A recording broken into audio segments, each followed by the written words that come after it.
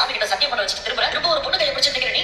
சிவா சத்தியமா இல்ல. இந்த பொண்ணுக்கு சிலர் தங்க உடைக்கவே தெரியல. அதான் உதவலாமேன்னு போனேன். ஆமாமா, இப்படி ஹெல்ப் பண்றேன்னு சொல்லி தானே பொண்ணுங்க கிட்ட கடலை போட முடியும். ஏய் பாண்டி, நீ நினைக்கிற மாதிரி நீ சத்தியம் பண்ணுமோ அந்த பொண்ணு ஓர கனால பார்த்த, நீ பார்த்ததை நான் பார்த்தேன். சும்மா நடிக்காதன.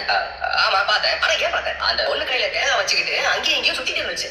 எங்க உடைக்கணும் கூட அந்த பொண்ணுக்கு தெரியல. அதனால தாண்டா பார்த்தேன். ஆனா அந்த இடத்துல தாண்டா இருந்தேன். என் கிட்ட எல்லாம் தெரியவே இல்லையே. என்ன சத்தியம் பண்ண சொல்லுது? நீ சத்தியம் பண்ற. அதை தாண்டி நான் வேற எதையுமே பார்க்கலையப்பா. கூட நிக்கிற நானே எதையும் பார்க்கல. சத்தியம் பண்ற நீ எப்படி அந்த பொண்ணை பார்த்த? அப்படி கேடுறா பாண்டி நல்லா. ஏய், உன்னை ஒரு ஒழுக்கமான மனுஷனா மாத்தணும்னு கோயிலுக்கு கூட்டிட்டு போய் சத்தியம் பண்ண சொன்னா நீ இப்படி சத்தியத்தை மதிக்காம ஒழுக்கம் இல்லாத வேலையை பண்ணிட்டு இருக்கேடா.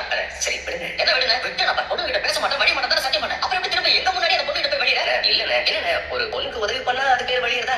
பொண்ணுங்களுக்கு மட்டுமே உதவி பண்ணிட்டு இருந்தா அதுக்கு பேர் வழி இருந்தா? அமைதியாடுறா. நீ எப்படி உருப்பட போறேன்னு எனக்கு தெரியல. எப்படியாவது உன்னை ஒரு நல்ல வாழ்க்கை வாழ வச்சலாம்னு பாக்குறேன். நீ அதை எல்லாத்தையும் கெடுத்துருவ போல. என்னண்ணே, இதுக்கு மேல நான் பண்றதுக்கு ஒண்ணும் இல்லடா. அப்ப நான் போவேன். அப்படியே போட்டோ வச்சு எடுக்க மாட்டேன். நீ உன் தம்பிங்க தான் பாண்டியம் பண்ணலாம். அவங்க பாரு எப்படி இருக்காங்க.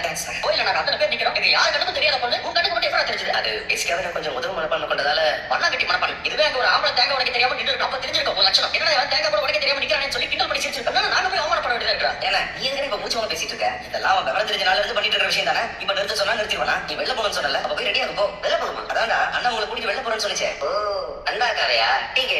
நீ வேற ஏன்டா சும்மா இருக்க?